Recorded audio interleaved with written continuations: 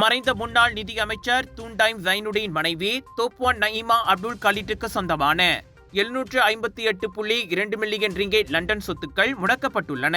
அச்சொத்துக்களை முடக்க மலேசிய ஊழல் தடுப்பு ஆணையமான MECC செய்த விண்ணப்பத்தை கோலாலம்பூர் உயர்நீதிமன்றம் அங்கீகரித்தது. அச்சொத்துக்கள் 2001 பண மோசடி தடுப்பு, பயங்கரவாத நிதி எதிர்ப்பு மற்றும் சட்டவிரோத நடவடிக்கைகளில் பெறப்பட்ட வருமான தடுப்பு சட்டத்தின் கீழ் வரும் குற்றங்களுடன் தொடர்புடையவை என நீதிமன்றம் திருப்தி கொள்வதாக நீதிபதி டத்தோ அசார் அப்துல் அமீத் தீர்ப்பில் கூறினார்.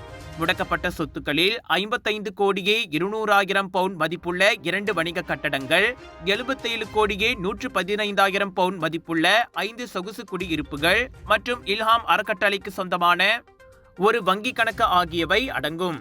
துண்டைம் அவரின் குடும்பத்தார் மற்றும் ஒரு உறவினருக்கு எதிராக MECC அண்மையில் 8 புதிய விசாரணை அறிக்கைகளை திறந்த நிலையில் இத்தீர்ப்பு வந்துள்ளது. 38 நிறுவனங்கள், 19 நிலங்கள், 6 சொத்துடைமைகளில் தனக்குள்ள உரிமையை அறிவிக்க தவறியதாக கூறி கடந்த ஆண்டு ஜனவரியில் டைம் நீதிமன்றத்தில் குற்றம் சாட்டப்பட்டார். அமானா சஹாம் நேஷனல் பங்குரிமைகள் மற்றும் 7 சொகுசு கார்கள் குறித்த விவரங்களையும் அவர் அறிவிக்கவில்லை என குற்றம் சாட்டப்பட்டது. அவரின் மனைவியும் அதே போன்ற குற்றச்சாட்டுக்களை எதிர்நோக்கினார்.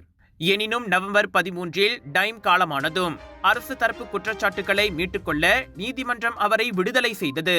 பிரம்மாண்ட அரங்கம், 10 ஃபெஸ்டிவல்ஸ், 100க்கும் அதிகமான நட்சத்திர கலைஞர்கள், ஆயிரக்கணக்கான போட்டியாளர்கள், லட்சக்கணக்கான பார்வையாளர்கள், மில்லியன் கணக்கான சாய்ஸஸ், இவை அனைத்தும் நாட்டின் தலை சிறந்த மற்றும் புகழ்பெற்ற இந்திய எக்ஸிபிஷன் ஏற்பாட்டாளரான colours of India Vijay TV media பார்ட்னராக இணைந்து வழங்கும் பிரம்மாண்டத்தின் உச்சக்கட்டம் beyond international Indian expo 4 to 8 June வரை KSL Esplanade mall, Bandar Bestari, கிளாங்கில். இதுவரை இல்லாத பிக் சேல், பிக் டிஸ்கவுண்ட்,